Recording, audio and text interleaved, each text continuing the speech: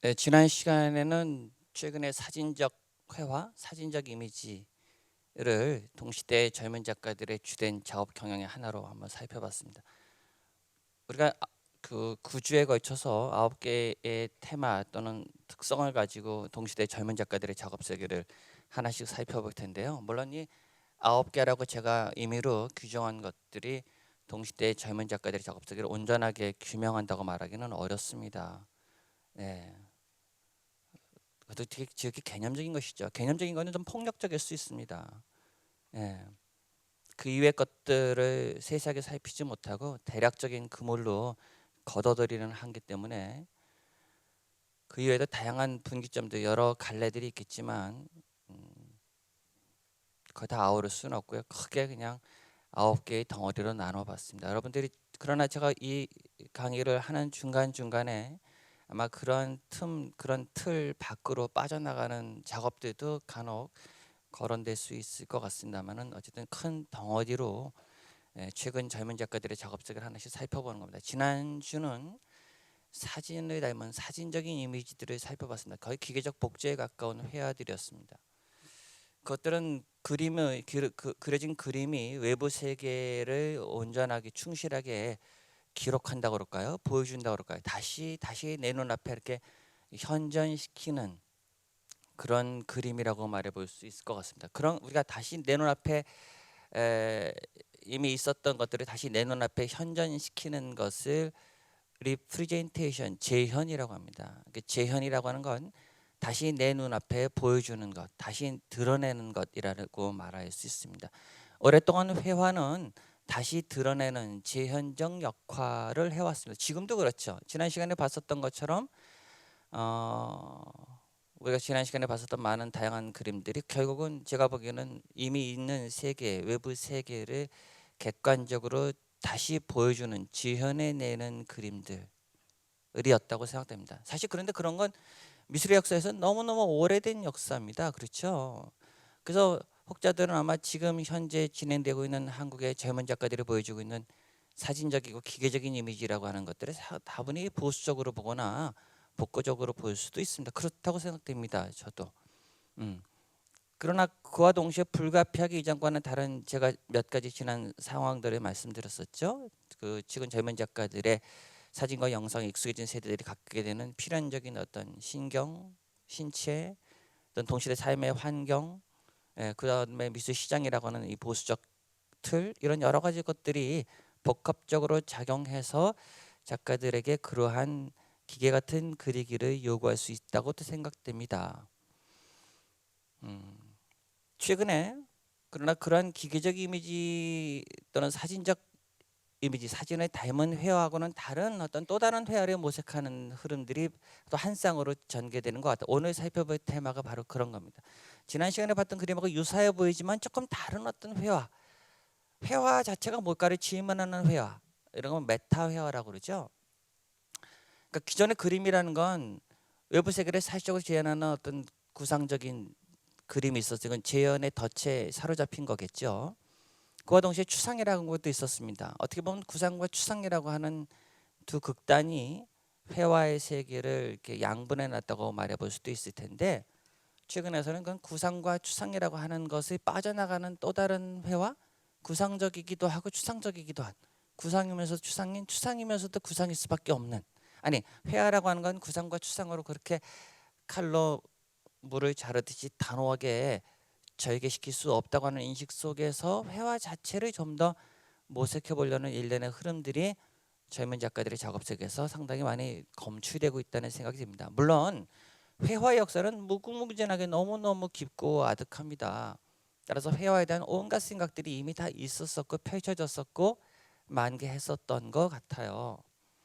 오늘날 회화를 한다고 하는 건 그 무지무지하게 무시무시한 역사를 대면하는 일입니다. 따라서 회화를 한다고 하는 건 만만치 않은 일이기도 합니다. 알다시피 서구에서는 이미 15세기에 우리가 지금 회화라고 일컬어지는 어떤 장르가 사실은 이게 자리 잡기 시작하거든요. 물론 그 이전부터 회화적인 흔적들은 여럿 있었지만 서구 미술사에서 회화라고 하는 장르가 본격적으로 출발하면서 전개되는 시간대는 15세기 르네상스기부터라고 생각이 됩니다. 그때 이제 캔버스라고 하는 사각형의 틀과 유화물감이라고 하는 재료 매제가 만들어지면서 주어진 평면 이외에 3차원적 세계를 온전히 재현하고자 하는 열망들이 줄을 이었다고 생각됩니다.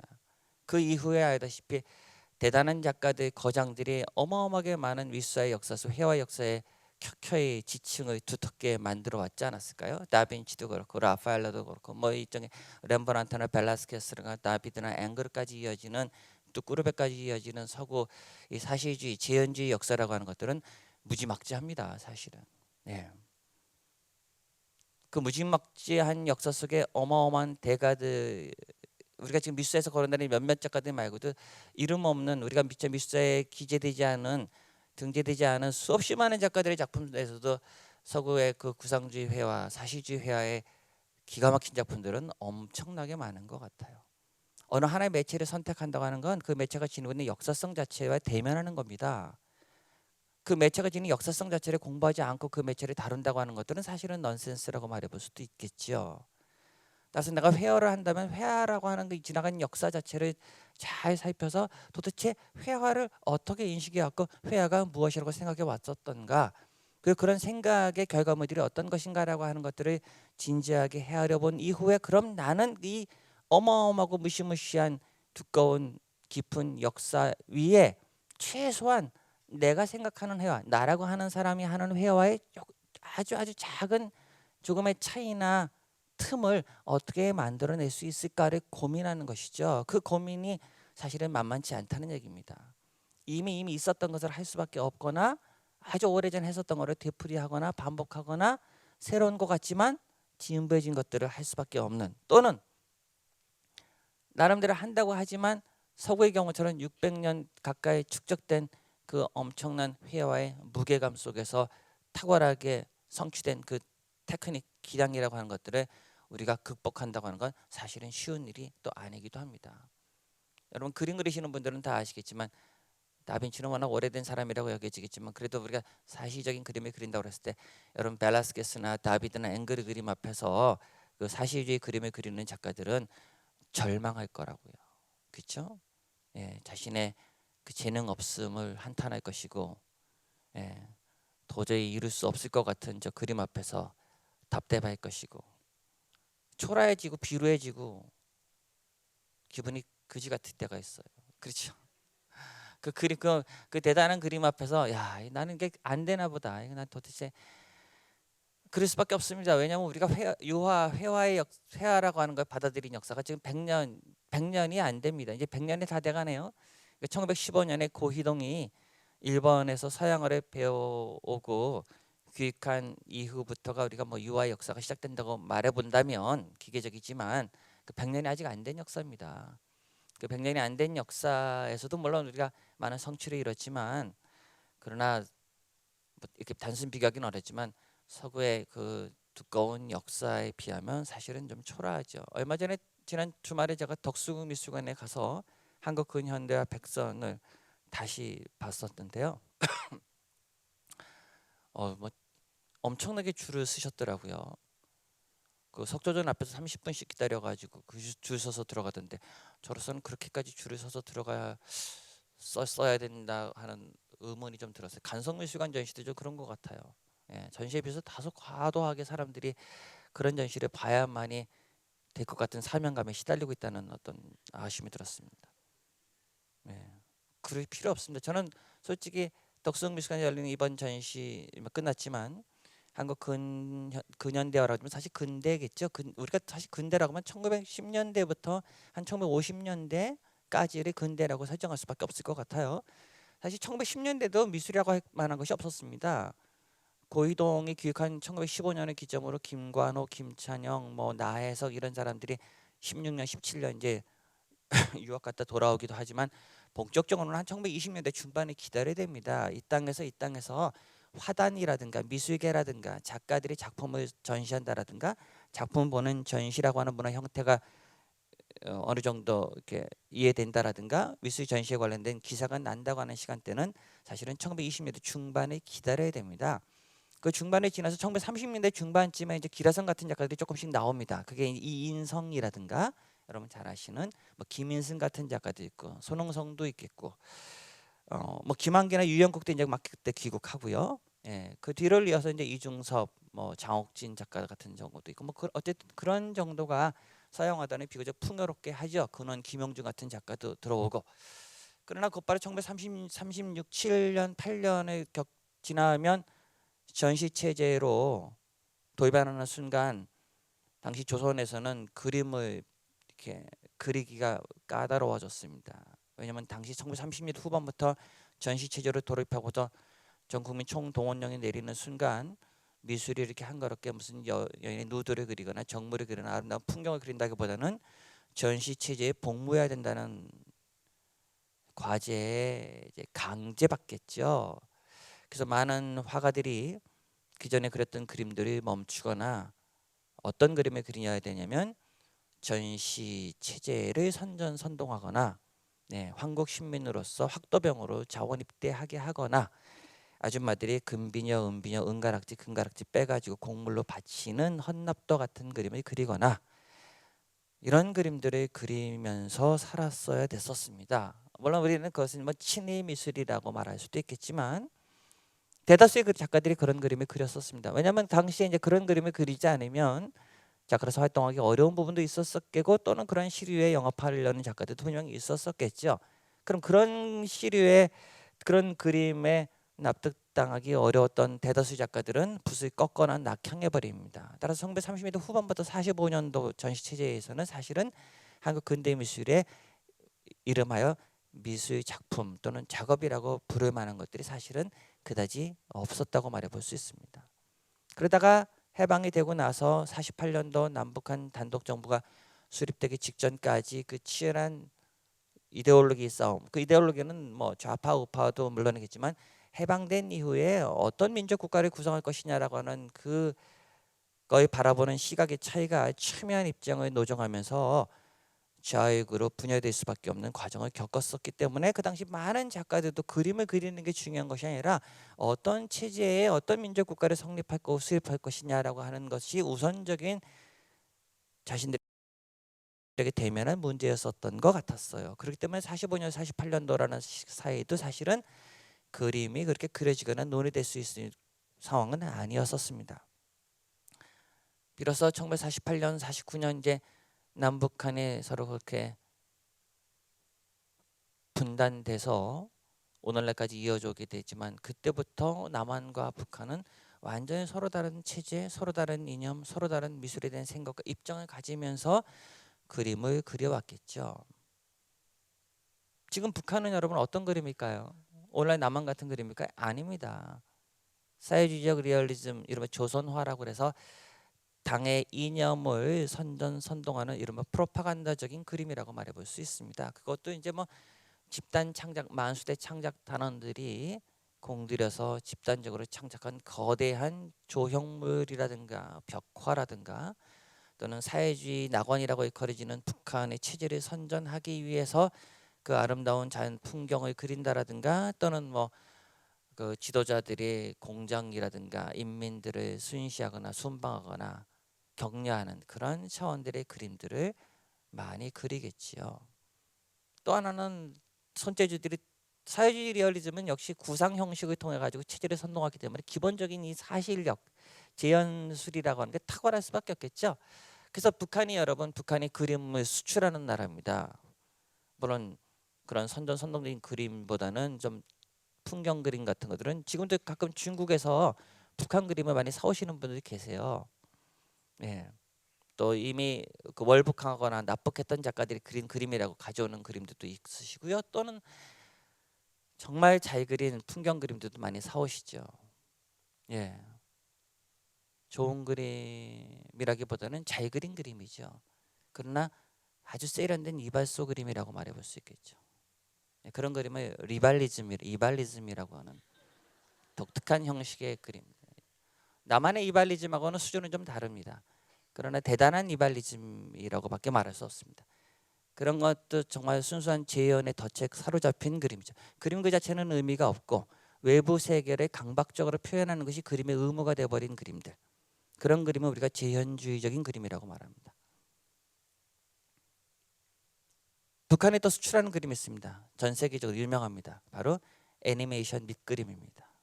이것도 짱입니다. 워낙 손재주들이 좋아서 예, 그것도 싸잖아요, 그렇죠? 예, 노동력이 싸기 때문에 그래서 대개 유럽의 애니메이션들은 거의 다 북한에서 그 밑그림들이 그려가고 있습니다. 해방 이후에 남한은 어떤 그림을 그릴까요? 남한은 이제 자유민주주의 국가이기 때문에 한 개인의 자유 내지는 미술은 순수한 미술, 예, 어떤 정치나 현실에 오염되지 않은 아름다움을 추구하는 순수한 미술만을 사실은 강제합니다. 일제식민지 시대 때 일본을 통해서 우리는 미술은 순수 미술이어야 된다고 생각합니다. 지금도 그렇습니다. 미술은 순수해야 된다고 하는 믿음들이 여러 번 있습니다. 미술은 순수해야 되고 아름다움을 추구해야 되고 아름다운 것이고 미술은 고상하고 우아한 것인가요? 거기에 뭐 이렇게 구찬 현실이 들어오거나 뭐 정치적 메시지가 들어간다고 하는 건 미술이 오염되는 거라고 생각할 수도 있습니다. 이것도 제가 보기에는 미술은 이런 거다라고 하는 믿음, 어떤 미술이 이런 거다라는 이데올로기라고 하는 것에 지현의 덫에 사로잡힌 겁니다. 미술은 그래 특정한 어떤 거라고 규정해서 말할 수 없는 것입니다. 어쨌든 분단 상황은 북한은 오로지 체제의 선전을 하는 선동적인 그림으로만 또 그것을 그리는 구상 형식 재현으로만 치달아가게 해서 지금까지 이르렀고 남한은 해방되고 난 이후부터 한국전쟁을 거치면서 더 극단적으로 미술은 순수해야 된다고 하는 것 속에서 미술을 오로지 특정한 소재, 누드나 정물이나 풍경이라든가 또는 어떤 대상과는 무관한 순수한 자아의 표출한다고 하는 추상미술이라고 하는 것으로만 사실은 교육받아 왔다고 생각됩니다. 제가 그렇게 말씀을 드리는 이유는 미술은 이런 교육의 산물이다. 한 사회에서 미술이 이런 거다라고 하는 믿음과 강해된 것들을 끝없이 재현하면서 이루어지고 있다는 것이 중요합니다. 이건 매우 중요한 사실입니다. 인생도 마찬가지입니다. 삶도 여러분들은 삶은 이런 거다, 인생은 이런 거다라고 하는 어떤 믿음과 들은 얘기라든가 가치들이 있습니다. 그것도 어떻게 보면 위험한 재현에 빠지는 것들일 수도 있습니다. 뭐라고 한마디로 규정할 수 없는 것이죠. 어쨌든 우리가 80년대까지 뭐 70년대 80년대까지 미술을 그렇게 이해했다가 80년대 민중 미술에 와서 또 다른 게 생각하겠죠. 정치나 현실을 받아들이겠죠. 90년대 들어와서 또 좀 달라졌겠죠. 포스트 모더니즘적으로 미술을 사유하겠죠. 그렇다면 생각해보세요. 일제식민지 시대 때 미술은 그림은 무엇이었을까요? 그것은 서구에서 들어온 인상주의나 고전주의 같은 것들이 짬뽕된 것들을 열심히 유사하게 그려내는 모방에 가까웠겠죠. 그것이 근대 화가들에게 해야 되는 그림이었었겠죠. 그런 것들을 재현했겠죠. 그림의 소재는 누드나 정물이나 풍경이에요. 그래서 사실적으로 그리는 것이 그림이에요. 예, 이런 인식. 왜? 그것은 그 대상은 아름다우니까. 자연과 누드와 풍경과 정물은 아름다운 거예요. 아름다운 거를 재현해내는 게 미술의 의무예요. 화가들의 사명이에요.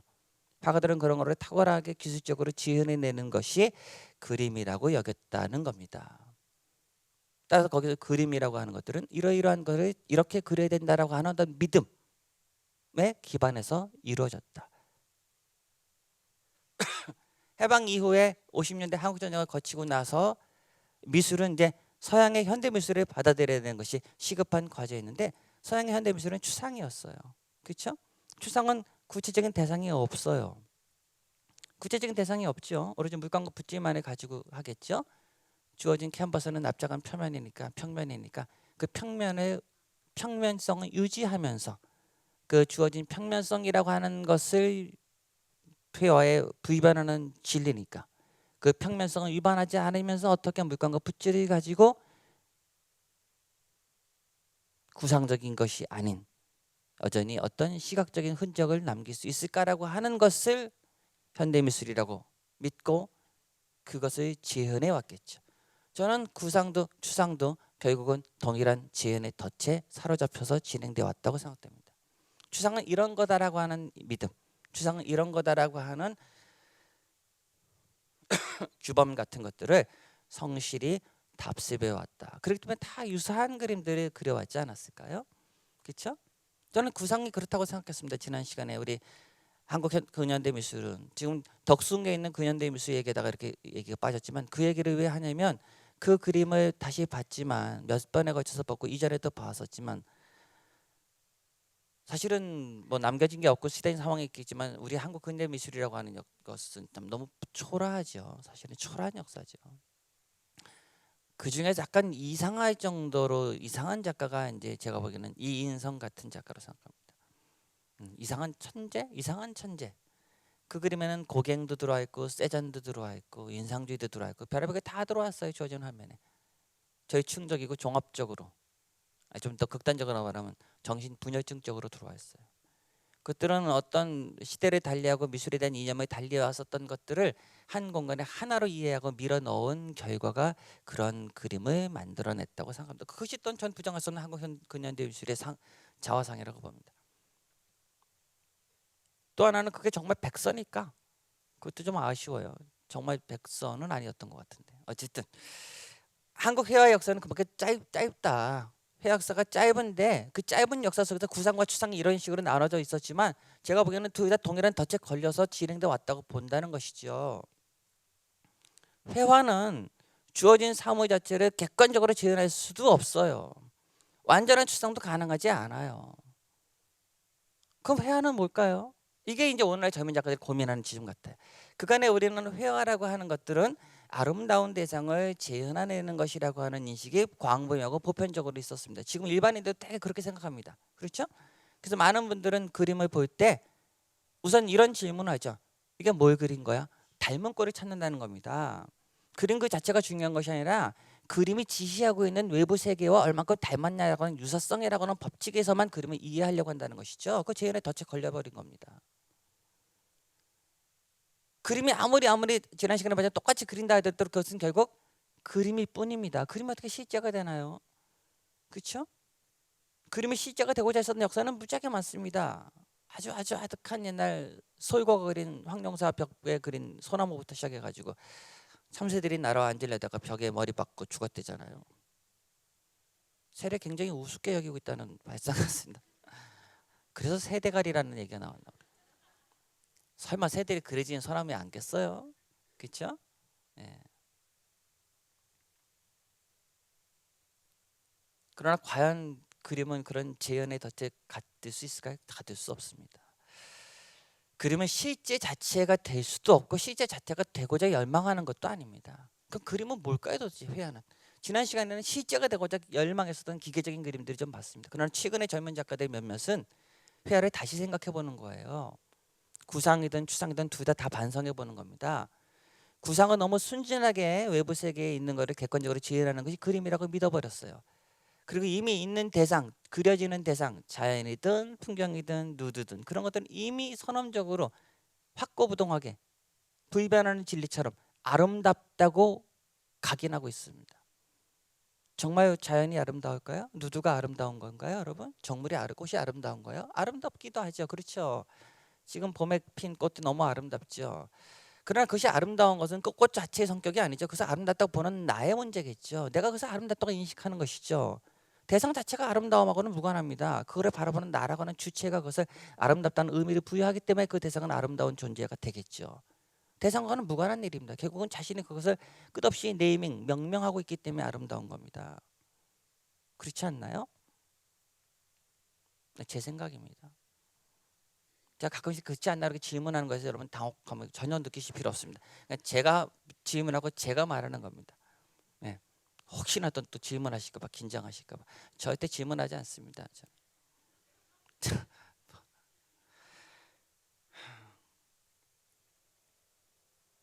자연의 누드를 정물을 아름답다고 여기는 것들은 좀 잘못된 것 같아요. 아주 오랜 옛날부터 그렇겠죠. 그렇죠? 네. 서구인들도 그렇게 여겼었겠죠. 그러나 누드가 아름답다고 여기는 것은 굉장히 남성 중심적인 가치 판단이기도 하고 시각이기도 하고 한편으로는 그 누드 중에서도 보편적인 인간의 누드하고는 다른 누드를 상정하잖아요. 그림 속에 있는 누드 보셨죠, 여러분? 그렇죠? 예. 거기 뭐 피부 트러블 하나 없죠? 거기 뭐 상처 자국 있던가요? 수술 자국 있던가요? 뭐 종양이라든가 뭐 혹 달린 걸 봤어요? 없습니다. 그러나 그런 매끄러운 대리석 같은 누드는 사실은 현실계에서는 불가능할 수도 있겠죠.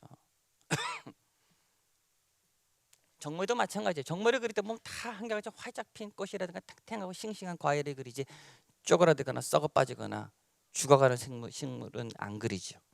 그렇죠? 그림에서 오로지 죽음은 배제되죠. 살아있는 것만이 논의되겠죠. 추상도 마찬가지입니다. 추상도 제가 보기에는 추상도 재현의 덫에 걸려있다고 생각해요. 추상은 이런 거다라고 하는 믿음들이 있어요. 피카소 그림처럼 그리는 것, 예를 들면 잭슨 폴록처럼 그리는 것, 또는 막 격렬하게 물감과 붓질을 마구잡이로 휘갈겨가지고 그리는 것, 또 내면에 표출한다고 하는 것, 이게 추상이라고도 너무너무 소박하게 믿으세요. 그래서 구상 그리시던 분들이 어느 날 너무 구상이 진부하고 맨날 똑같은 것만 그려서 나도 한번 추상해봐야지. 왜? 추상은 현대미술이라고 일컬어지니까. 구상은 현대미술이긴 하지만 왠지 진부하고 낙후된 것 같으니까 나도 좀 더 세련된 현대미술을 하고 싶어서 추상들을 막 하세요. 근데 추상을 대충 그런 식으로 인식하면서 하세요. 물감에서 뿌려보기도 하고 막 격렬한 붓질을 해보기도 하고. 그리고 내 제목을 다들 심상, 자아, 탈아, 더 나가서 탈아, 막 자아를 털어내는 겁니다. 저는 내면이나 심상이나 뭐 회고나 이런 제목, 자아라든가 이런 제목이 붙은 추상들은 제 생각입니다만 이건 아니구나 하시면 됩니다. 예. 추상을 그런 식으로 제목을 붙인다고 하는 것 자체가 이건 아니고 그런 것을 재현하고 있을 뿐입니다. 추상은 이런 거다라고 하는 재현하고 있을 뿐입니다. 자기를 재현하고 있다고 말할 수 있을까요? 자기가 있나요? 추상의 논리가 나를 표현하는 거라면 내면을 표현한다고 하는 거, 내면이라는 게 내면을 재현한다고 말할 수 있다면 내면에 뭐가 있을까요? 내면에 과연 어떤 실체가 있는 걸까요? 참 너무 어려운 것 같아요. 구상이 눈에 보이는 외부 세계를 재현한다 그러면 추상은 내면이라든가 자신의 자아를 재현하고 싶었던 것 같아요. 객관적인 세계를 재현했던 역사는 너무너무 오래됐으니까 칸디스키나 몬디량이나 이후 잭슨 폴록으로 거쳐지는 추상화가 대가들은 결국 자신을 재현하고 싶었던 거 아닐까요? 나를, 그렇죠? 대상을 보는 데서 벗어나서 내 내면을 회귀하는 거죠. 나를 재현하고 싶었겠지. 자아를 재현하고 싶었지. 내면을 재현하고 싶거나 심리를 재현하고 싶었을 것 같아요. 근데 나라고 하는 실체를 알 수 없잖아요. 나라고 하는 실체를 결국 어디서 찾을까? 무의식에서 찾겠죠. 무의식에서, 프로이드 때문에. 그렇죠? 무의식에서 찾겠죠. 무의식이 나라고 믿을 수 있겠죠. 이성을 가진 이성적인 존재가 진정한 내가 아니라 이성 밑바닥에 저기 침침하게 깔려 있는 나의 모든 행동과 의식을 규정하고 있는 무의식이라고 하는 그 침전물 같은 그것이야말로 진정한 자아라고 생각했을 때는 그 무의식을 재현해야 되겠죠.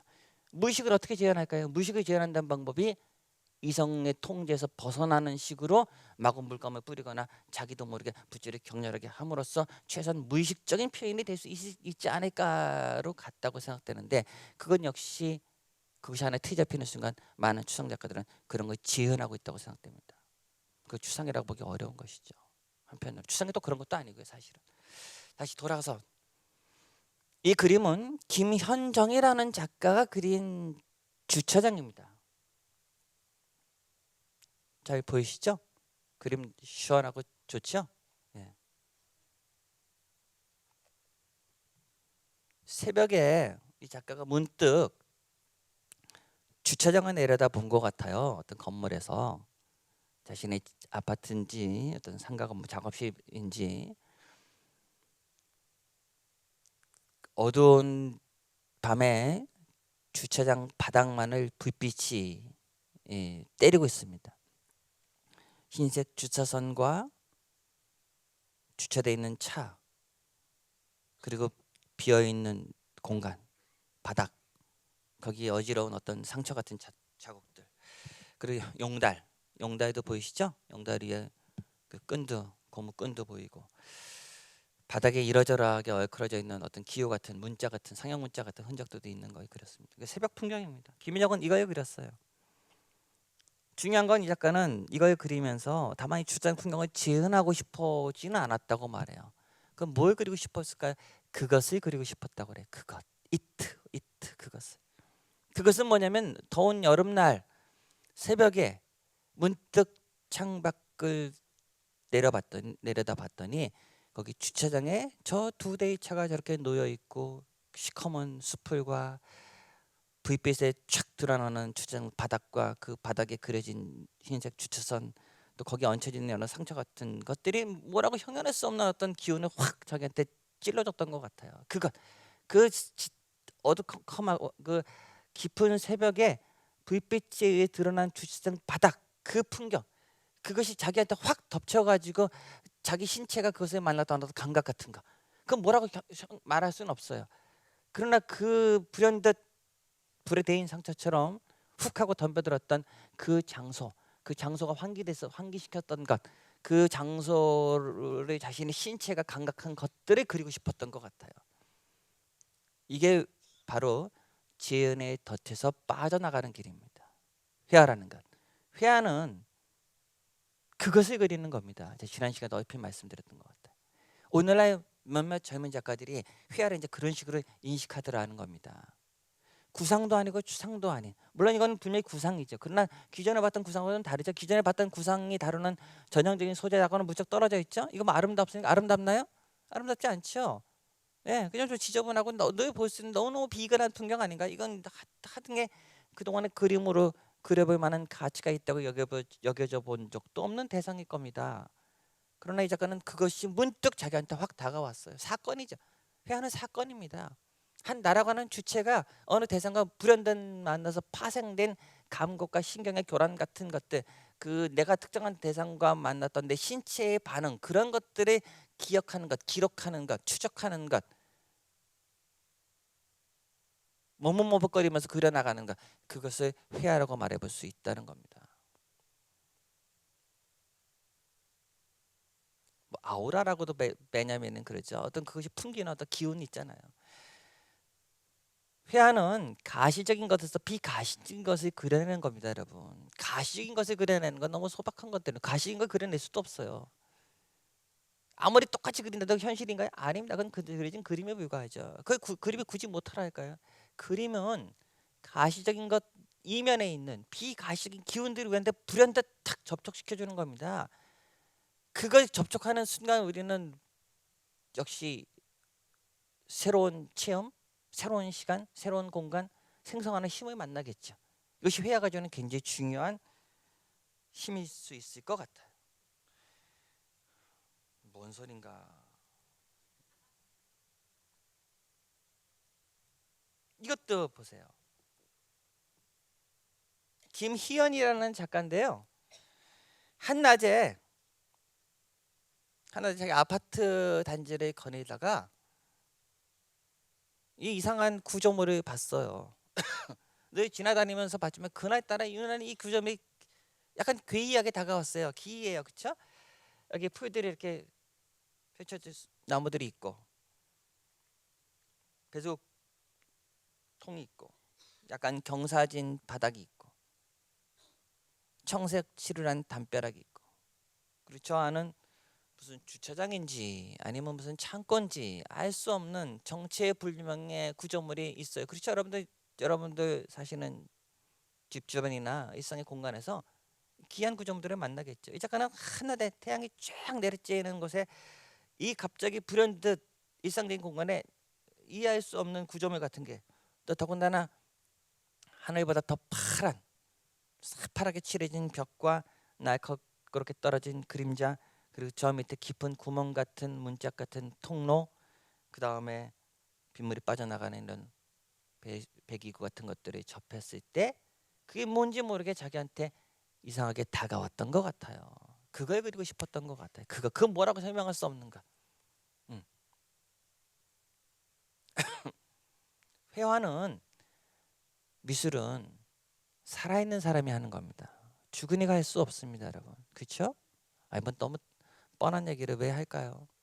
회화는 살아있는 사람의 신체가 하는 겁니다. 우리는 다 유사한 신체를 갖고 인간으로서 이렇게 태어났어요. 여러분이나 저나 그렇죠? 그러나 한편으로는 개별적인 신체들은 섬세하게 차이가 많습니다. 유전적으로도 그렇고 또 그동안에 여러분들의 훈련되거나 단련된 몸의 감각도 그렇고 다르죠. 몸은 달라요. 지구상에 약 60억 인구가 있다면 60억 인구마다 다 동일한 인간이지만 다 신체적 조건이 다를 겁니다. 다르겠죠. 신체가 다르다고 하는 건 그 신체의 감각과 신경망도 다릅니다. 어떤 대상을 만나고 느끼고 파악하는 힘들도 다릅니다. 감각의 층위들이 다 다른 겁니다. 그 회화가 매력적인 건, 미술이 예술이 매력적인 건 지구상의 유일무이한 그 한 사람만의 신체, 그 한 사람의 신체가 만난 경험, 체득한 것, 지각된 것, 감각한 것, 기억한 것, 그 총화를 글로 쓰거나 그림을 그리거나 끄적거린다는 겁니다. 회화는 죽은 이가 할 수 없습니다. 산 자만이 할 수 있습니다. 그 회화는 또한 살아있을 때만 할 수 있습니다. 너무 뻔한 얘기를 하고 있군요. 그렇죠. 살아있으니까 하겠죠. 저도 살아있으니까 이렇게 떠들겠죠. 여러분 살아계시니까 듣겠죠. 따라서 우리는 살아있을 때만 이 만남이 허용됩니다. 네. 이 순간은 다시는 또 돌아올 수도 없어요. 그렇죠? 그럼요. 네. 회화는 살아있는 사람만이 하는 몫입니다.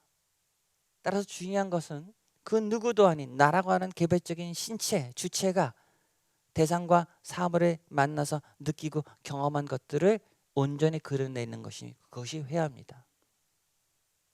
그것이 뻔하고 상투화된 재현의 덫에서 벗어나는 겁니다. 발레리가 말했듯이 그랬었지만 예술은 신체가 하는 겁니다. 신체가. 네. 내가 왜 이 두 점을 갖고 지금 젊은 작가들의 작업에 약간 변별성을 갖는 대표적인 사례로 얘기하냐면, 이거는 그냥 뻔하게 일상에서 돌아다니다가 문득 자신의 신체가 그날 그 시간에 만났었던 것, 그 신체가 기억했었던 것, 뭐라고 설명할 수는 없는 거예요. 이건 아무 사실 이거 그림의 소재가 될 만한 것도 아닙니다. 그러나 이게 예각으로 탁 떨어지는 날카로운 그림자와 시커먼 구멍, 이 파란 좀 어색하고 낯설어 보이는 벽면의 색깔과 너무너무 청명한 하늘, 그렇죠? 네. 그 태양의 열기에 환하게 다가오는 아스팔트, 뭐 이런 것들이 뭔가 자기를 푹 찔러버렸던 것 같아요. 핑크틈이라고 그러죠. 그걸 그리고 싶었던 것 같아요. 이것도 비슷한 겁니다. 비가 막 억수로 쏟아지는데 고속도로를 달리고 있는 것 같아요. 그렇죠? 차 안에서 이 풍경을 봤었던 것 같네요. 예. 운전을 하고 가다가 접했던 풍경인데 비가 굉장히 많이 오죠. 비가 막 오고 저기 이정표는 보이고 질주하는 차들이 있고, 또 비가 내리고 약간 어둑어둑하기 때문에 다들 스몰라이트를 켜고 질주하는 것 같아요. 이것도 너무 비근한 풍경이지만 이 작가는 문득 쏟아지는 폭우 속을 뚫고 지나가는 차 안에서 이 풍경이 갑자기 환각적으로 다가왔을 수도 있겠죠. 그렇죠? 그런 묘한 느낌이 있잖아요. 왜? 예. 무슨 영화에 본 것 같기도 하고, 또는 이 풍경이 자기들 갑자기 뭐라고 설명할 수 없는 묘한 기분을 막 풍겨준 겁니다. 그걸 그리고 싶었던 것 같아요. 이것도 마찬가지입니다. 예, 여러분들도 다 이런 느낌이 있으실 겁니다. 장례식장에 갔더니 사한자들의 죽은 이를 마지막으로 예를 갖추기 위해서 장례식에 왔어요. 양쪽으로 흰 국화꽃들이 도열해 있어요. 네. 이 집은 좀 많은 편이네요. 그렇죠? 그리고 뭐 이쪽 이 재단 쪽도 보니까 어마어마해 보이네요. 모르겠습니다. 이 작가가 우연히 장례식장에 갔었는지 아니면 장례식장에 가서 본 또 다른 장례식 풍경인지 모르겠지만, 조명에 의해서 빛나는 재단 영정 사진, 양쪽으로 흐르는 국화꽃을 보면서 문득 삶과 죽음, 그렇죠? 지금 현재 시간과 죽음의 시간, 이런 것들이 갑자기 교묘하게 막 접쳐졌겠죠. 그걸 그리고 싶었던 거예요. 보세요. 이 붓질이 떨리죠? 약간 그렇죠? 명확한 형태를 갖고 있지 않죠? 그렇잖아요. 윤곽선으로 절취하고 있지 않죠? 아까 보셨던, 방금 전에 봤던 빗길의 질주하는 자동차도 마찬가지였었죠? 그겁니다. 온전한 외형으로 가둘 수 없어요. 또한 내가 보는 저 대상과 사물이라고 하는 것들은 시간에 의해서, 기후의 변화에서 계속 변하고 있죠. 생생불식한다고 그러잖아요. 자연은 시간에 걷잡을 수 없는 흐름 속에서 자연은 소멸되겠죠. 계속. 그렇죠? 예, 그래서 우리는 순간순간 찰나적으로 본 것들, 그리고 계속 사라져버리는 것들, 그 사이에서 막 낑겨가지고 고통스러운 존재가 화가들이에요. 내가 보지만 막 사라져 버렸어요. 내가 기억하지만 명확하지 않아요. 그리고 분명 느낀 거 그리고 싶으면 그게 뭔지 정확히 몰라요. 애써서 그리긴 그리지만 그때의 분위기가 잘 살려지진 않아요. 그래도 그냥 그려요. 얼추 비슷해진 것 같지만 여전히 마땅치 않아요. 그림을 찢어버리고 싶을 때도 있어요. 그래도 얼추 열심히 그려서 대충 그때 기분이 확 살아나진 않지만 그래도 이 정도면 얼추 내가 그때 느꼈던 것들에 근사치로 접근했겠지 했을 때 그림을 끝내겠죠. 그러나 그 과정까지는 고통스럽겠죠. 예. 저도 이 그림 굉장히 좋아합니다. 여러분 늘 다녔었던 장례식 풍경이지만 이 작가는 그 장례식이라고 하는 것이 풍기는 그 분위기, 산자들이 다 죽은 일을 애도해서 하고 국화꽃을 하나씩 꽂고 향을 피우고 절을 하고 곧바로 돌아서자마자 다들 자리에 앉아서 웃으면서 맥주도 마시고 떡도 집어 먹고 돼지 절편도 새우젓에 찍어가면서 열심히 먹고 땅콩도 까먹고 그리고 또 사라져요. 온전한 정신으로 보기 어려운 풍경들입니다. 사실은. 그렇죠? 그렇잖아요. 네. 엉엉 울다가 다시 또 웃으면서 국밥을 목구멍에 밀어 넣으면서 열심히 얘기도 하고 있는 게 그게 장례식 풍경 같아요. 어쨌든 그 장례식 풍경을 이런 식으로 그렸습니다.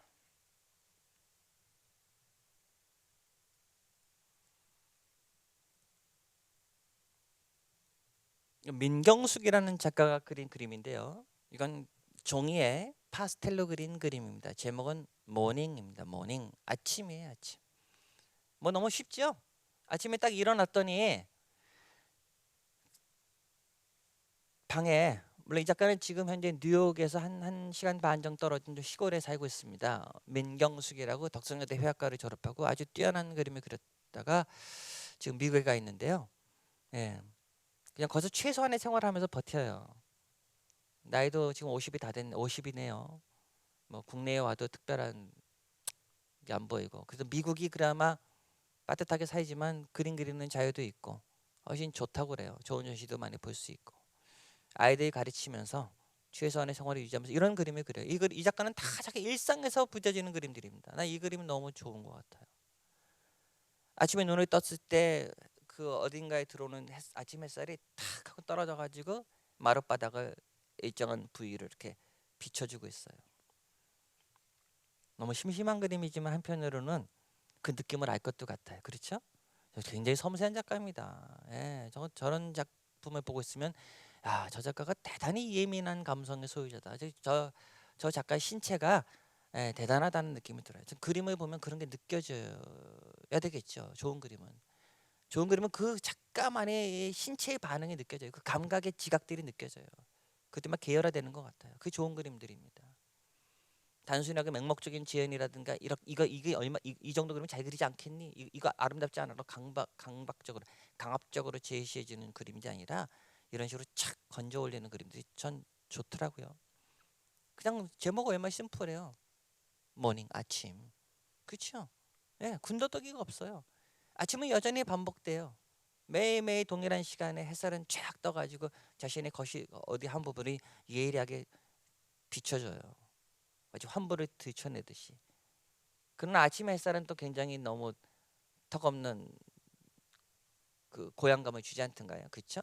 다시 또 살만하기도 하고 오늘 해야 될 일이 있기도 하고 또 나는 다시 또 살아났어요. 그렇죠? 의사 죽음은 매번 매일매일 겪다가 아침엔 반드시 살아나잖아요. 그를 담담하고 적조하게 그렸습니다. 잘 그리려고 하는 무게도 쫙 빼버리고 그냥 눈에 보이는 대로, 그렇다고 꼼꼼히 재현한다고 하기보다는 그냥 무심하게, 이 무심하고 서늘한 시선, 드라마가 없는 시선, 관심과 무관심 사이에 탁 자기가 보는 풍경들을 건져 올리는 이런 시선이 좋은 그림인 것 같아요. 관심과 무관심 사이, 드라마 없는 그림.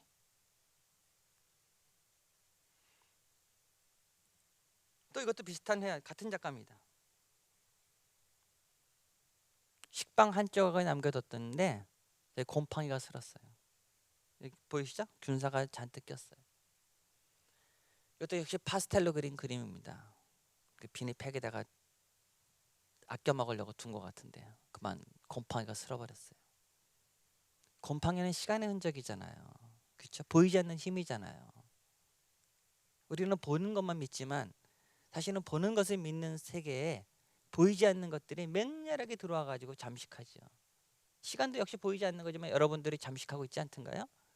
시간은 어디에 여러분들에게 어떻게 잠식하나요? 여러분들 피부에 잠식하겠죠. 지난 시간의 피부와 지금의 피부는 다르실 거라고. 위험한 발언이었습니다. 죄송합니다. 꼭 그렇지만은 않습니다. 사람마다 다릅니다. 피부가 그 저항력이 큰 피부도 센 피부도 있고요. 쉽게 허물어지는 피부도 있고 뭐 요새는 뭐 사실은 피부에 스며드는 시간의 자취를 인위적으로 피죠. 그럼요. 뭐 보톡스도 맞고 땡기기도 하고 그렇기 때문에 뭐 시간의 자취를 온전하게 피부에서 읽기라고 하는 건 사실은 불가능해지긴 하지만 그래도 숨길 수 없는 시간의 자취들이 피부에 선연하게 들여지는 부위가 있어요. 바로 목입니다. 목은 땡길 수 없는 부위입니다. 죄송합니다. 그래서 예, 목에 주름이 있으신 분들은 대담한 그 목걸이를 하시면 됩니다. 예. 어쨌든 이 균사 곰팡이를 그렸어요. 이 그러면 기존의 정보라고는 다르죠? 그렇죠? 예. 그냥 텅 빈 배경에 그 자기가 잠깐 방심했다고 그럴까요? 잠깐 잊어먹었다고 그럴까요? 망각했다고 그럴까요? 그거를 소홀히 했다고 그럴까요? 식빵을 자신의 관심사에서 배제했다고 그럴까요? 식빵이 서운했을까요? 식빵은 보복합니다. 이런 식으로 먹을 수 없게 만들어 버리겠죠. 그리고 그 표면에 상처를 보여줘. 이거 상처입니다. 상처죠. 예. 돌보지 않는 것들은 상처를 받는다는 얘기입니다.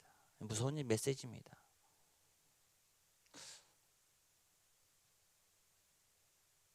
이 작가는 자신이 혼자 사니까 또 풍요로운 삶이 아니니까 조금씩 이렇게 아껴서 먹고 줬던 것 같아요. 그러다가 이제 잊어먹고 이렇게 곰팡이 피면 버리잖아요.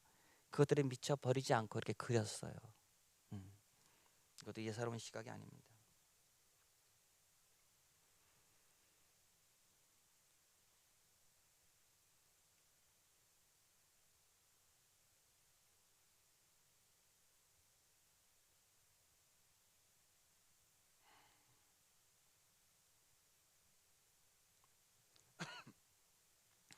이건 이우창이라는 작가입니다. 제가 얼마 전에 낸 그 애도하는 미술이라는 책의 표지 그림인데요. 이게 저 캔버스에 유화 물감으로 그린 그림입니다, 여러분. 무슨 목탄 데슨 같죠?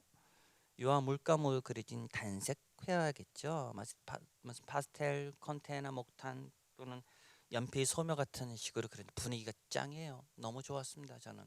제가 몇 년 전에 뭐 그 갤러리에서 그 젊은 작가의 그 선정하는 그 심사를 했었어요. 한 300여 편 왔는데 그 중에서 한 6편 뽑는 건데 평론가들 6명에서 한 명씩 뽑았었습니다. 그때 저는 이 작가를 뽑았어요. 이우창을 뽑았어요. 작품이 너무 좋아서. 사실적인 정물의 재현에 덫에 걸리지도 않고 마른 꽃을 벽에 걸어뒀는데 그것이 풍기는 분위기가 묘하더라고요. 테크닉도 뛰어나지만 뭐로 형용할 수 없는 분위기가 확 배어나오는 것 같아요. 마른 꽃은 누구한테 받았던 꽃인데 그 꽃은 이내 시들잖아요. 거꾸로 매달아 놓으면 그래도 그 꽃의 형체랄까요? 그것이 비교적 오랫동안 지속되리라고 하는 믿음 때문에 거꾸로 매달아 놓고 보고 싶었던 것 같아요. 그런 간절한 마음들이 꽃다발을 거꾸로 매달아서 벽에다 고정시켜 놨겠죠. 여기 핀들이 있습니다. 잘 그렸어요. 그림도 좋고 그 느낌이 있더라고요. 이 작가를 뽑았습니다. 그리고서는 전시 준비도 하고 뭐 제가 글도 쓰고 그 전화 통화를 했었는데 병원에 있다고 그러더라고요. 그러면서 저희가 지금 백혈병 그때 저 강남 성모병원에 있었는데 백혈병이라 좀 힘들다고 뽑아줘서 고마웠다고 말하고 전시 준비는 자기 친구를 통해서 할 테니까 걱정하지 마시라고 했어요. 그리고 전시를 이제 앞두고 죽었어요. 지금은 죽었습니다. 네. 저도 전시를 앞두고 난 핸드폰에 죽었다고 문자가 떴었어요. 살아 생전에 본 적은 없습니다. 따라서 저는 다만 이 작가의 그림을 봤었겠죠. 근데 돌이켜 보면 모르겠습니다. 제 촉이 크게 틀리진 않았던 것 같아요. 이 그림을 딱 보는 순간 뭔가 확 찔린 게 있었어요. 이거 죽어가는 꽃이잖아요. 죽은 꽃이잖아요. 그렇죠? 어. 물론 결과론적으로 이렇게 뒤맞춰서 말하는 것 같겠지만 왜 그림 보면 그게 있잖아요. 그렇죠? 있어요. 이 작가의 다른 그림에 돼지 머리 그린 것도 있고요. 많아요. 다 내가 보기에는 다 그런 부재예요. 하나 더 보실까요? 여기 돼지 머리 여기 있네요. 네. 돼지 대가리만 이렇게 다 그려놨어요. 흔들리죠? 그렇죠? 조명 확 떨어뜨렸어요.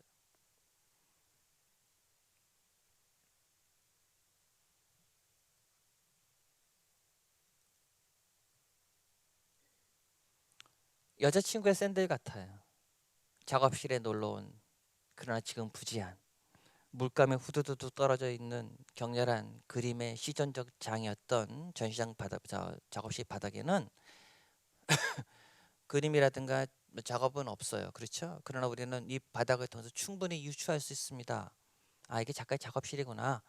그리고 거기에 떨어진 물감의 자취를 통해서 굉장히 열심히 그림을 그리고 있구나. 물론 더 떨어져야 되겠죠. 뭐 어쨌든 그러 죄송합니다.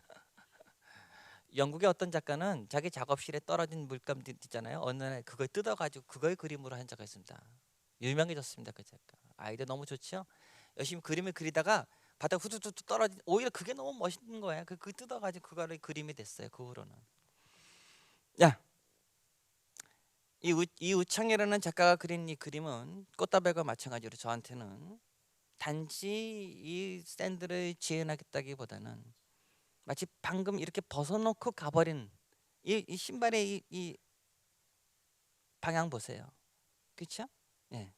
신발의 방향은 굉장히 이 샌들의 주인공이 지었던 발의 각도, 발의 표정, 종아리부터 발까지의 신체의 움직임이라고 하는 경로를 어쨌든 유추시켜요. 예. 이거 보세요. 요 부위. 요렇게 보입니다. 또 이 샌들의 형태는 지금은 없지만 이 샌들의 모양에 맞게 발에 끼겨 넣었던 그 여자의 발의 형태를 연상시켜요. 그치 다 연상되시죠? 예. 또 이 샌들은 이 샌드의 주인 여자의 취향을 우리한테 알려줘요. 미니멀해요. 심플해요. 아마 놀러 왔다가 이렇게 두고 가버린 것 같아요. 그렇죠? 이거 왜 그렸을까요? 알 수는 없죠. 유청 씨만 알겠죠. 그러나 어쨌든 상단 상단으로 위로 쭉 남겨진 한 켤레의 샌드를 위치시켜 놓고 그 아래는 후두두두 떨어진 자신의 물감 자취들을 그린 것은 많은 이야기가 있는 것 같아요. 이 공간, 이 여백 같은 공간에 너무 많은 얘기가 있어요. 이 갭이 있어요. 갭, 그렇죠? 이 차이 느끼세요? 층차를 그림 그리는 자신의 현실적 존재라고 하는 것과 저 위에 붙어 있는 벗어놓고 가버린 언제 사라질지 모르는 애인의 신발이라고 하는 두 개의 뉘앙스가 드라마를 뭐 떠올리게 하는 것 같아요. 뭐 소설을 쓰고 있군요. 어쨌든 그런 느낌이 들었습니다. 그래서 제가 이거 1년에 이 그림을 보면서 느꼈던 거는 아, 이 작가가 이 시선이 예사롭지 않은 거예요. 기존의 상투적인 재현에서 벗어나 있고요.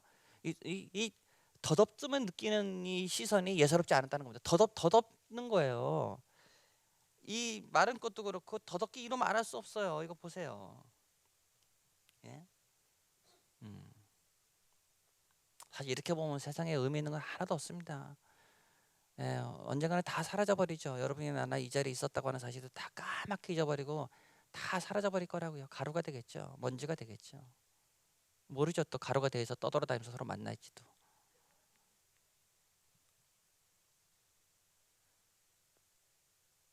이런 시선, 기존에 있는 그림은 이런 거다라고 하는 그 재현의 덫에서 빠져나와서 자기식으로 사물을 보는 것. 네.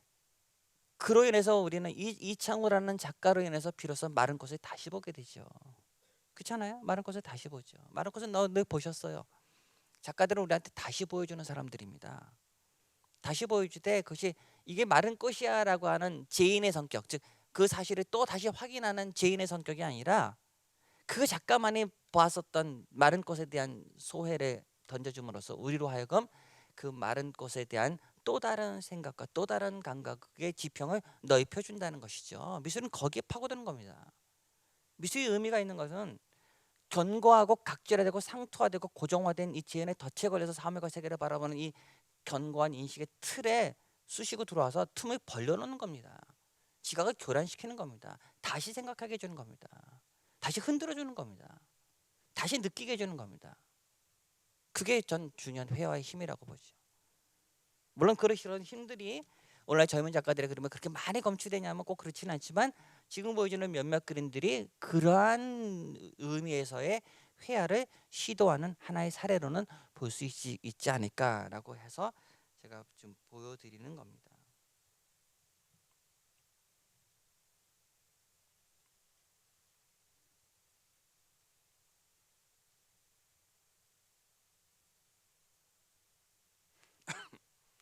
이건 이만나라고 하는 작가입니다. 이만나. 남자 작가인데 이름이 참 재밌죠? 만나. 성경에 나오는 만나. 와이프 이름은 하나예요. 그래서 만나와 하나가 만나서 결혼해서 살고 있습니다. 서울대학교 회화과를 나오고 독일에서 공부하고 돌아왔는데요. 지금은 경기도 성남에 있는 작업실에서 그림을 그리고 있는 작가입니다. 40대 중반 작가인데 이건 씻지 않은 벽을 그렸어요. 네. 물론 이것도 뭐 굉장히 사실적인 그림에 가깝지만 그러나 묘한 기운이 있어요. 그렇죠? 저런 담벼락 색깔도 재밌잖아요. 그렇죠? 그의 그걸 스물스물 이렇게 파고 들어가는 담에 쫙 붙어가는 그 담쟁이들 이런 것들이 표면에 점점 이렇게 점유하고 있는 것들 스물스물 기어오르는 것 같은 약간 오래되거나 낡은 듯한 벽면을 횡으로 길게 만든 캔버스 표면에 정면으로 벽면을 우리한테 이렇게 탁 던져주는 것 같아요. 거기에 표지판도 있죠. 물론 이 그림은 독일에서 그린 겁니다. 독일의 담벼락하고 교통 표지판을 그렸어요. 물론 독일 담벼락이 더 의미심장하다고 말하는 건 전혀 아닙니다. 그렇죠. 그럴 리도 없죠. 다만 이 작가가 오랫동안 독일에서 공부하고 왔기 때문에 귀국한 지 얼마 안 돼서 이 그림들은 독일에서 그렸던 그림입니다. 근데 저는 이 작가가 유학 가기 전에 그림을 보았어요. 서울대학교 도서관에 그렸는데 도서관이 야경인데 도서관 외벽인데 그 화단에 조명이 딱 떨어뜨리는데 그 그림자가 길게 쫙 그 도서관 벽면으로 확 덮치듯이 번져나가는 그림인데 굉장히 재밌었어요. 또 하나는 브로콜리 있죠. 브로콜리만 크게 그렸어요. 산처럼 오로지 하나만.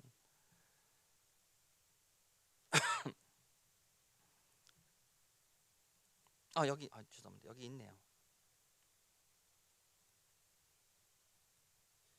네, 브로콜리입니다. 물감을 쫙 펴가지고 브로콜리 하나를 기념비적으로 그렸는데 저런 식의 정모를 이렇게 쉽게 보기 어렵잖아요. 정모라면 제가 지난 시간도 말씀드렸지만 우리나라 정모리라면 다 테이블에다가 흰천 깔아놓고 거기 화병 갖다 놓고 꽃 꽂아 놓고 모과 사과 이렇게 배치하고 그런 그림들이 징그럽게 많이 그려집니다. 저 징글징글합니다. 그런 거 그림 볼 때마다. 그건 그림이라기보다는 습관이다라고 제가 누차 말씀드렸죠. 정말이 이런 거다라고는 고정관념을 다시 재현하고 있는 겁니다. 그림은 이런 걸 아름답게 그린다고 하는 걸 다시 또 재현하고 있는 겁니다. 재현의 덫에서 사로잡혀 있는 겁니다. 물론 나는 조금 다른 감각으로 그려. 아니 나는 다르게 뭐 그려. 그러지만 결국은 종착점은 이런 그림을 이렇게 그려야 된다는 재현을 계속 반복하고 있을 뿐입니다. 거기서 벗어난다고 하는 건 무지하게 어렵습니다. 진짜 우리가 사는 것도 그렇고 그림 그리는 것도 결국은 그 재현의 덫에서 사로잡히는 것을 빠져나오는 길인데 그거 참 어려운 거거든요. 브로콜리를 이렇게 보기도 쉬운 것 같지만 어렵습니다. 사실은 브로콜리를 보고 있으면 그 모양이 너무 재밌는 거예요. 그게 산 같아요. 부풀어오는 동산 같아요. 그렇죠? 그래서 이 작가는 훅 들어가서 이렇게 키웠어요.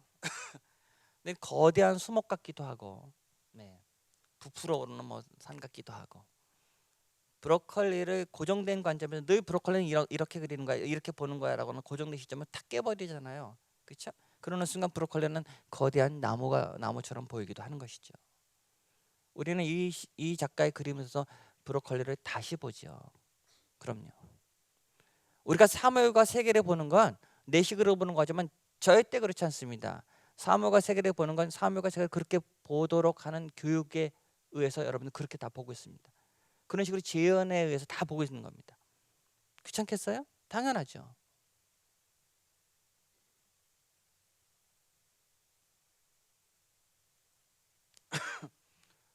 따라서 사는 것도 그렇고 작가가 되는 것도 그렇고 기존에 그렇게 사무엘과 세계를 보는 훈련들, 그렇게 주입받았던 것들로부터 얼만큼 벗어나서 진정한 자기 주체, 자기식으로 보느냐의 문제에 딸려 있어요.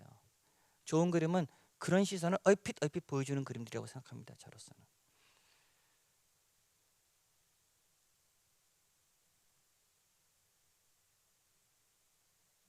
이것도 집을 그렸어요. 예, 두 나무가 쭉 올라오고요. 그냥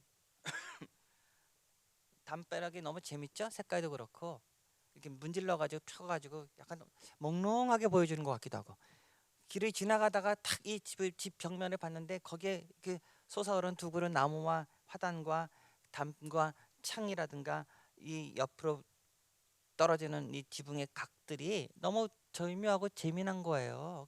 그냥 그렸어요. 그것뿐이에요.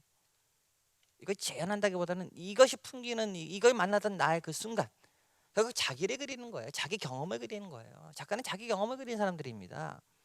물론 어떤 구체적으로 가시적인 존재를 빌어서 결국 자신의 경험을 그리죠.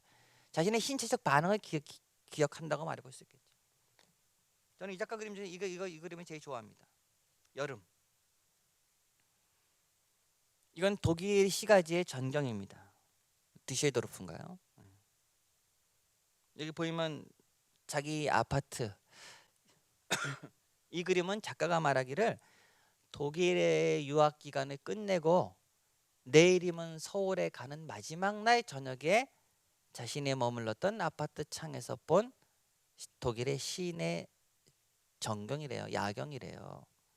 많은 생각이 교차했겠죠. 그렇죠? 한 뭐 6, 7년간 말도 잘 통하지 않았었던 어려웠던 유학 생활을 드디어 끝내고 내일이면 이제 다시는 뭐 독일에 안 돌아갈 수도 있고 이제는 오랫동안 떨어지던 자기 고국으로 돌아가겠죠. 많은 소외가 일어나겠죠. 또 한편으로는 두려움도 있었을 겁니다. 그렇죠? 한국 가서는 뭘 할 수 있을까? 내가 그림 그리면서 계속 살 수 있을까? 이 나이가 되도록 어떻게 먹고 살까? 작업실은 어디서 구할까? 당장 한번 뭘 먹고 살까? 뭐 등등 애가 하나 있으니까요. 그런 여러 가지 착잡한 생각들이 막 교차했을 것 같아요. 그렇죠? 그래서 쉽게 잠들지 못했었는지 모르지만 그래서 창을 열고 늘 다녔던 거리, 늘 대학을 다녔고 늘 살았었던 그 도시를 다시 한번 내려다본 것 같아요. 그때 풍경은 이렇게 다가왔어요. 저 멀리 원경으로 위치한 번화한 도시에서 뿜어내는 불빛들, 그리고 막 아래는 가로등 불빛, 노란 불빛이 드러나는 주택들, 그리고 그 사이를 메꾸고 있는 이 녹지들, 파란 색으로 물든 하늘, 예, 이 전멸한 어떤 불빛들, 이런 것들이 굉장히 많은 좀 센티멘탈하다 그럴까요? 그런 것들이 심어졌던 것 같아요. 그래서 이 작가는 그걸 그렸습니다. 그날 보시면 물감을 어떻게 그리냐면 물감을 물께서 뿌렸습니다. 이렇게 뿌리고 수채화처럼 유화 물감이지만 수채화처럼 뿌리기도 하고 아크릴도 써가면서 약간 습성이 있게 그렸어요. 예, 잘 그렸죠? 이 작가가 들어와서 교육전시를 했습니다. 이 전시를 했었는데 이거 그때 팔렸습니다. 이 작품이. 제가 마치 그때 경향신문에 연재하는 글에서 이 그림을 소개했는데 이 그림이 나갔어요. 잘 사가셨습니다, 이분. 진짜 잘 사가신 것 같아요. 이 친구도 아주 젊은 친구인데요. 이두환이라고. 30대 초반의 작가입니다. 물감을 쭉쭉 흘러내리게 그렸어요. 근데 갑자기 네온에 약이라고 써있습니다. 약. 어두컴컴하거나 무슨 더 습기가 가득하거나 비가 내리거나 뭐 이런데 모든 대상은 다 지워버리고, 그렇죠? 예, 매달린 간판만, 건물에서 불쑥 외벽에서 튀어나온 간판에 약이라고 붉은기가 도는 약간 분홍빛으로 발광하는 네온, 이 구부러진 네온 보이시죠? 네온에서 약이라고는 문구만 선명하게 반짝거리는 거예요. 그게 많은 생각을 불러일으켰던 것 같아요. 약. 네. 별다른 메시지는 없어 보이지만 여러분 보시다시피 이 그림은 이 간판에 본 작가의 형용할 수 없는 무수한 감정들이 교차했었던 순간에 그리고자 했었던 것 같아요.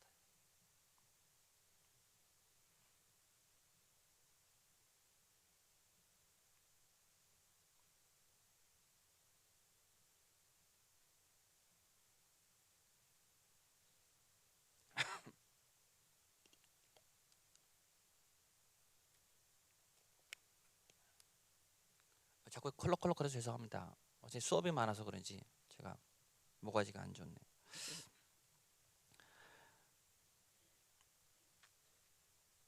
이 그림은 자화상입니다. 자화상.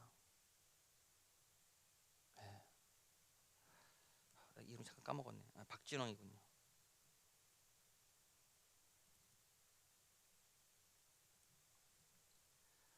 중앙대학교 서양과를 나오고 이 친구는 오로지 이런 얼굴만 그리는 작가입니다. 한 10몇 년 동안 얼굴만 그리는 것 같아요. 자기 얼굴입니다. 자기 얼굴.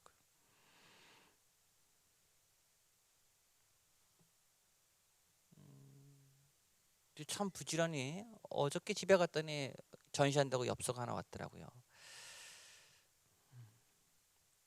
남양주에 작업실이 있는데요.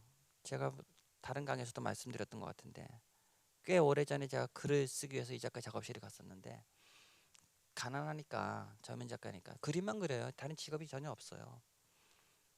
그리고 이런 그림만 그려요. 솔직히 여러분 이거 집에 걸고 싶으세요? 그렇지는 않으시겠죠?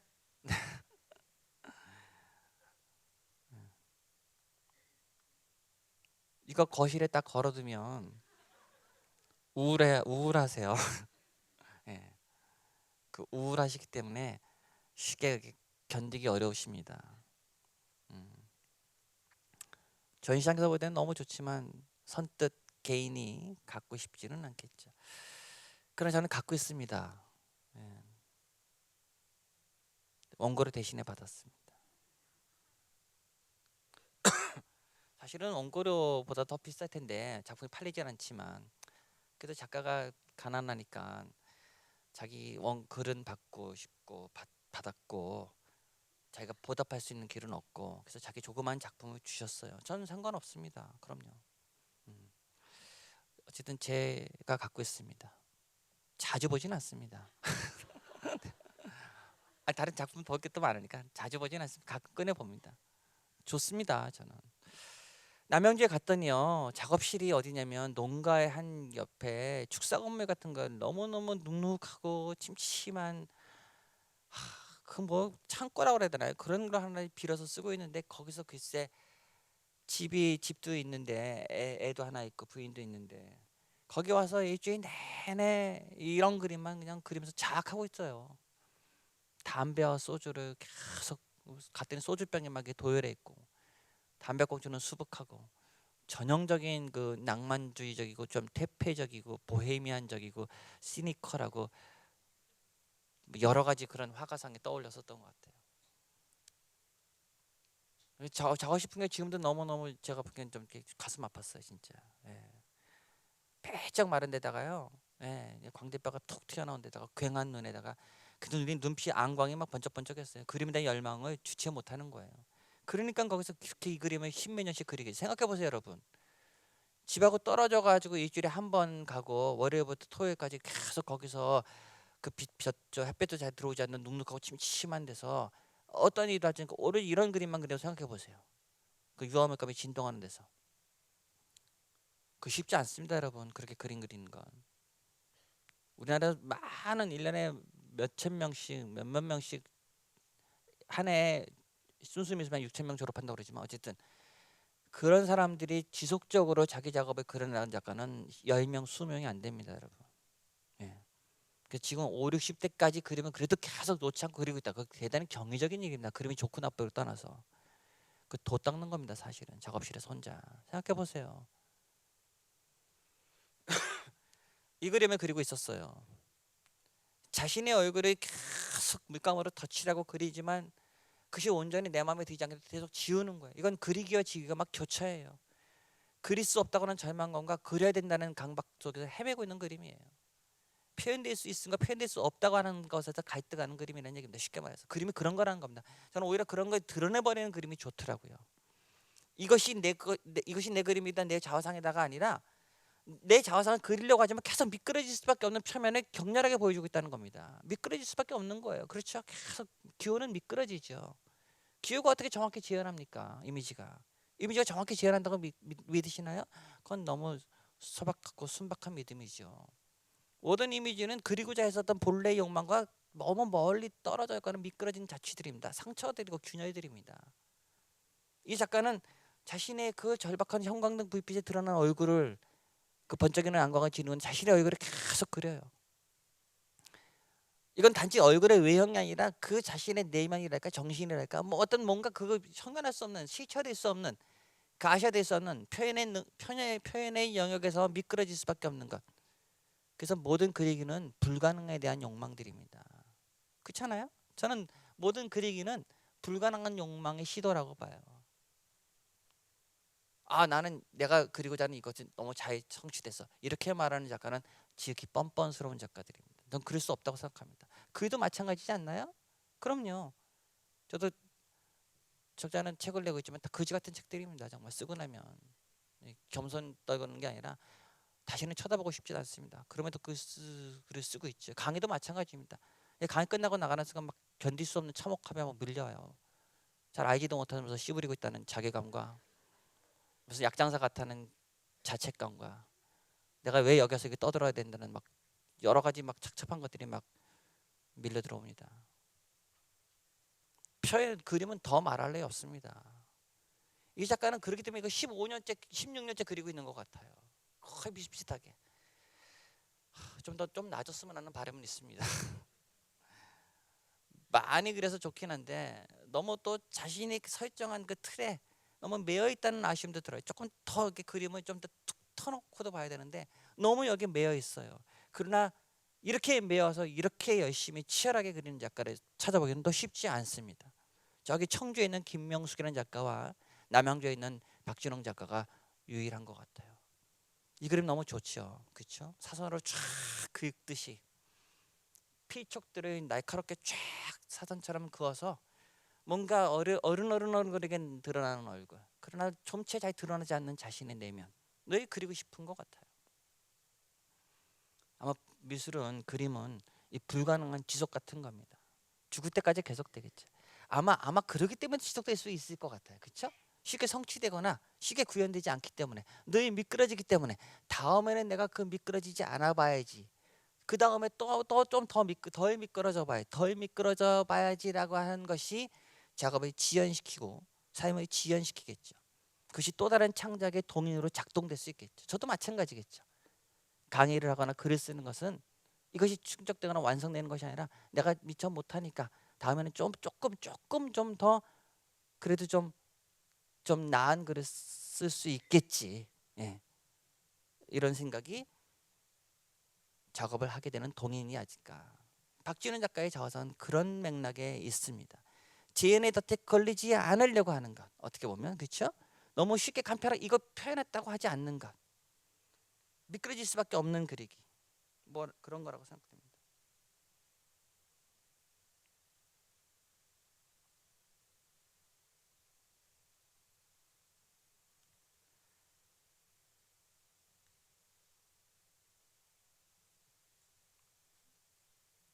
이건 또 동양화입니다. 양유연이라고 젊은 작가인데 이게 한지에 먹과 채색 물감을 섞어서 자기 얼굴을 이렇게 그려서 눈을 이렇게 반쯤 가린 거예요. 재밌죠? 네. 참 재밌게 봤습니다. 아주 뛰어난 그림은 아니지만 그래도 뭔가 그 조심스러운 자신의 내면이랄까 이런 얼굴을 이렇게 습관적인 동양하고 좀 다른 것 같아. 이것도 마찬가지입니다.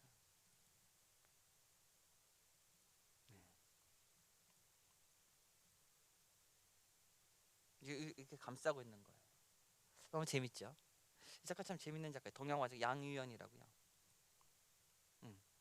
이건 플래시 탁 터트렸을 때 얼굴 가리는 거 있죠. 근데 이 얼굴하고 손하고 요런 마치 마임 하듯이 그 자신의 모습을 이렇게 동양화 물감으로 그려나가는 게 너무 재밌고 좋았어요. 그런 걸 또 이것도 있죠. 이것이 역시 같은 작가네. 목적이라는 작품입니다. 좀 약간 그로테스크하긴 하죠. 그렇죠? 눈 보세요. 굳이 이런 건 안 뿌려도 됐을 것 같은데 저는 약간 사족 같은 느낌인데 이것만 충분히 말이 되는데 이런 건 조금 아직 젊은 작가라. 이건 서은하라고 한의정 출신인데 기가 개인전에서 봤는데 이게 목탄 드로잉입니다. 목탄 드로잉. 드로잉도 참 좋더라고요.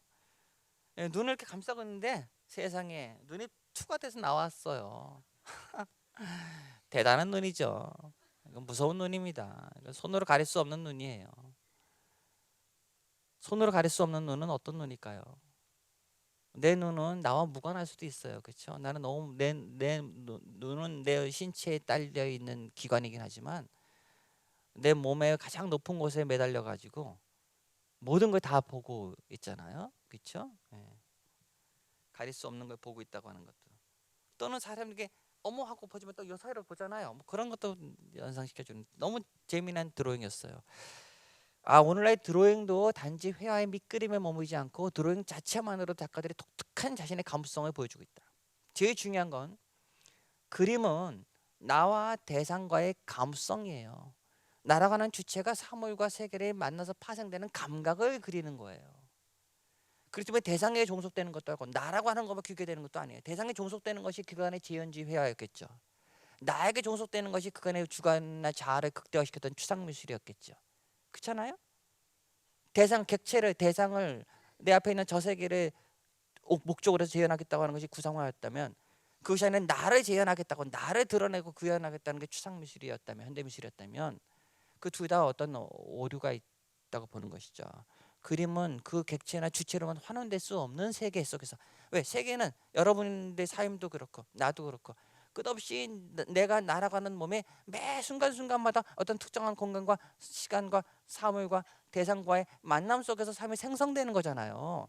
삶이 이렇다고 미리 선언적으로 말할 수 없는 거잖아요. 삶이 뭐라고 말할 수 있나요? 아닙니다. 할 수 있다면 다만 내가 특정한 시간과 공간 속에서 날아가는 신체가 매 순간순간 그것에 만나서 파생되는 다양한 사건들이 내 생을 만들겠죠. 생은 생성적이겠죠. 미리 선언적으로 규정할 수 없다는 얘기입니다.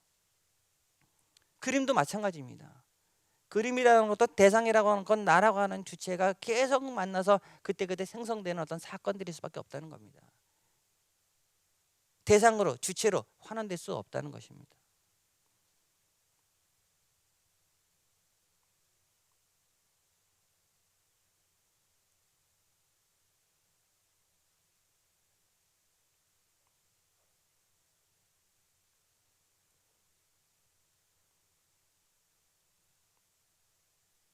이것도 최근에 젊은 작가의 드로잉입니다. 구명선이라는 작가인데 연필로만 그린 겁니다. 연필로. 기존의 드로잉하고 다르죠, 여러분? 우리 드로잉이라면 이렇게 밑그림 또는 사물의 외곽을 떠낸 것들, 뭐 단순한 어떤 단색으로 그려진 그림이라고 하지만 요새는 젊은 친구들은 이 드로잉 하나만으로도 굉장히 자신의 감성을 밑도 있게 그려내고 고백적이기도 하고 뭐랄까 자기 정체성을 드러내는 수단으로 삼고 있는 것 같아요. 이 드로잉 당당한 하나로 해야 합니다. 그럼요. 이건 마치 우리 그 만화 주인공 같잖아요. 그죠? 커다란 창문 같은 눈에다가 막 번쩍거리는 눈 보십시오. 이거다. 예, 다이아몬드 번쩍거리듯이 옛날 다 순정 만화 여주인공들 다 이런 눈을 갖고 있었습니다. 창문 같은 눈. 불빛을 밑에서 이렇게 탁 받아가지고 얼굴이 환하게 드러나고 그렇다해서 눈이 번쩍거리고 긴 머리를 날리고 있고 음산한 만화죠, 만화. 그러나 요새 젊은 친구들은 만화나 그런 구분 없습니다. 만화적인 드로잉이겠죠. 만화적인 회화기도 하죠. 만화가 나쁜가요? 그렇지 않죠. 만화를 이런 식으로 끌어들이면 흥미로운 거죠. 제목이 뭔지 아세요? 왜 말 안 했어? 무섭습니다. 제목이 사회벌합니다. 남자친구한테 쏘아붙이는 것 같아요. 자, 뭐 몰래 속이고 나이트를 갔든가 클럽을 갔든가, 그렇죠? 뭐 그렇게 뭐 잡힌 거죠. 그래가지고 딱 한마디 하잖아요. 넌 딱 왜 말 안 했어? 무섭습니다. 그 톤, 그 음성이 환청처럼 들릴 것 같아. 왜 말 안 했어? 그 계속 가만히 있겠죠. 왜 말 안 했어? 한마디 딱 하고 오랜 침묵의 시간을 갖고 있는 그 얼굴이 그린 겁니다. 무섭습니다. 그래서 너무 재밌어요. 이렇게 굉장히 사적인 거잖아요. 사적인 감정이 그리는 거잖아요. 그렇죠?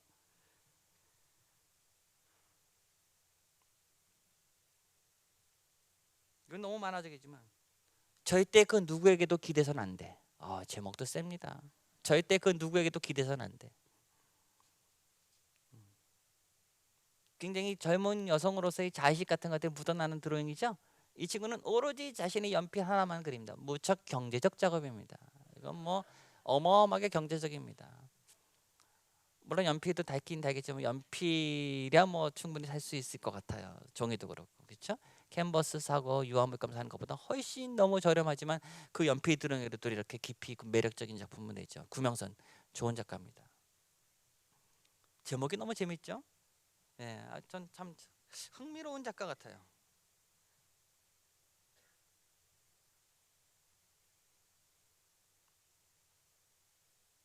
이런 것도 좀 제목이 재밌네요. 정조를 지키세요. 예. 이건 자기한테 최면을 거는 건지 꽃을 탁 정조를 지키세요. 쏘아보는 눈 보십시오.